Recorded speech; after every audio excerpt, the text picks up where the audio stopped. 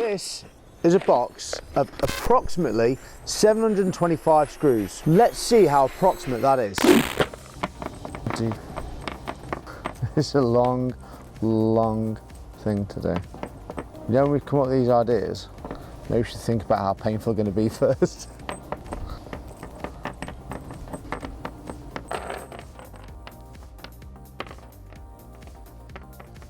$50 down.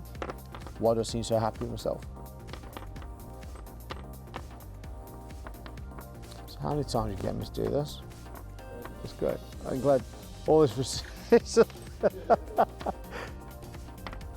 We should have some music on the background. Oh.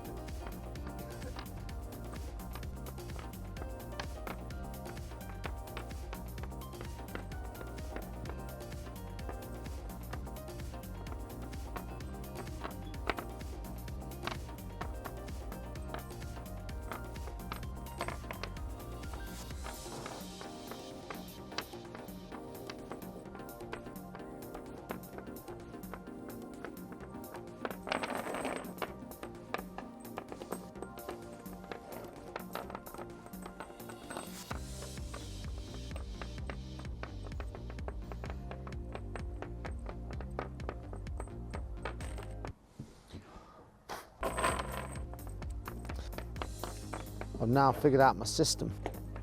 Is this where we go for a pause? I figured out a little pattern that makes it a little bit quicker. If I try to do them alternatively all the time and try and spin them, it takes longer. I just get some screws all the right way around. Just go put them down easy enough. You got out of bed this morning, you thought this would be what you did? No, if I did, I'd rethink my life decisions. So we should have just got my kids to do this. So I'd like to give a special mention to my wife and prove that I am a patient man. And if this video doesn't prove that, nothing will. I can confirm that the screw tips are sharp, but to enable me to count the screws, I've opted not to wear gloves as a personal preference, which at some points, pardon the pun, I do regret. Can you imagine if you had to manually do this work in the screw factory? Yeah. We'll create the ultimate counting machine for screws.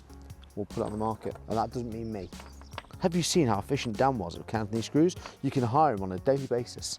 Penny a screw? Not a chance, would you? I wouldn't. And also you've got to account for damages. My fingers are killing me. Right, what we've got there so far. What do you mean? You tell me you're counting. I'm going to move over.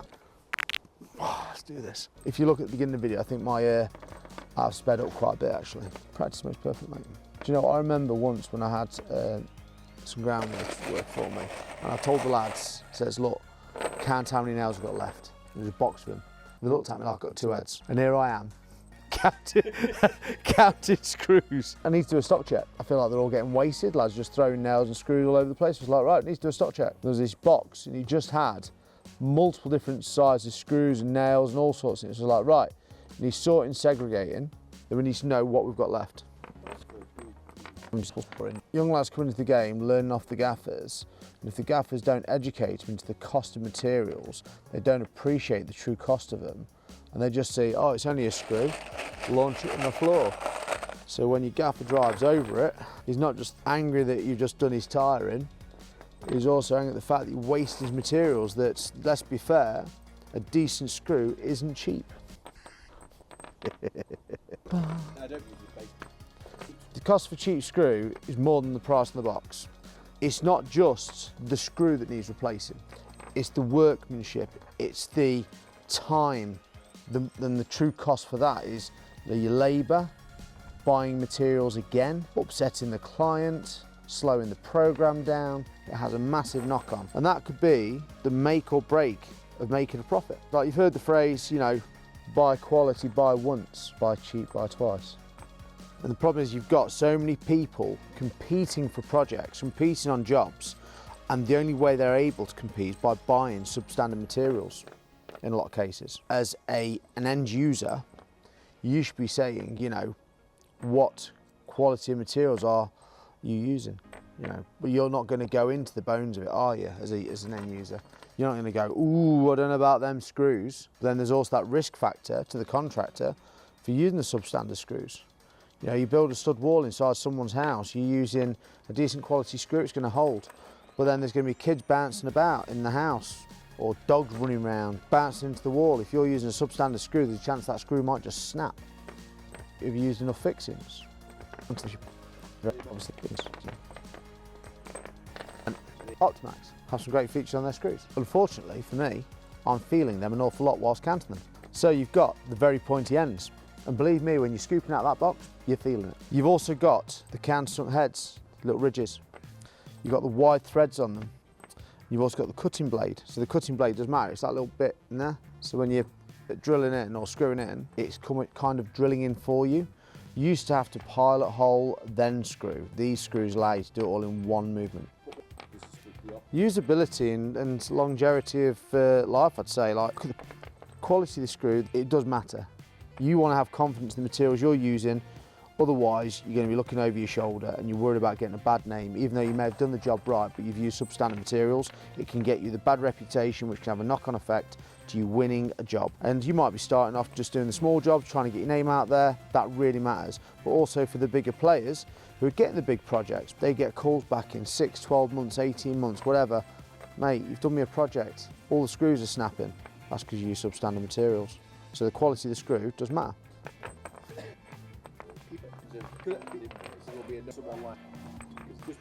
The materials.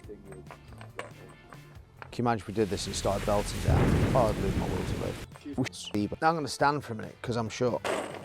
That's not good, actually, because I've just realised how quickly these are going to drop. It's the product.